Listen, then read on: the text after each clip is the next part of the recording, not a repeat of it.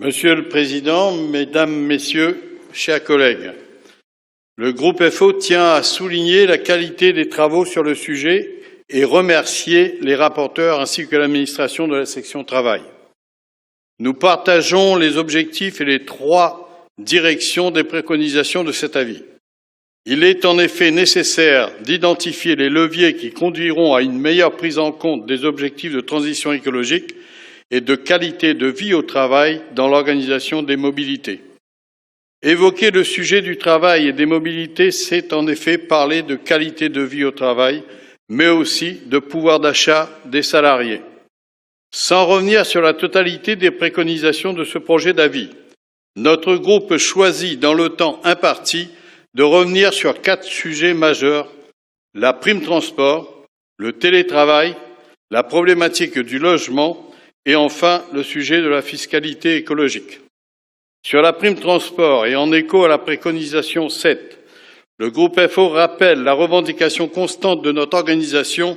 sur sa généralisation. Cette prime doit compenser une partie du coût de transport individuel pour les salariés qui n'ont pas d'autre choix que de prendre leur véhicule pour se rendre sur leur lieu de travail. C'est pourquoi nous ne pouvons que regretter que la LOM n'aille pas jusqu'au bout en rendant obligatoire la prise en charge du coût du transport par l'entreprise. Mais surtout, elle exclut les salariés des entreprises de moins de 50 salariés, d'où la nécessité d'une démarche interprofessionnelle et sectorielle afin de couvrir toutes les entreprises en évitant le prétexte de la distorsion de concurrence. Toujours s'agissant du transport, notre groupe conteste le principe de différenciation territoriale concernant les politiques de transport en commun,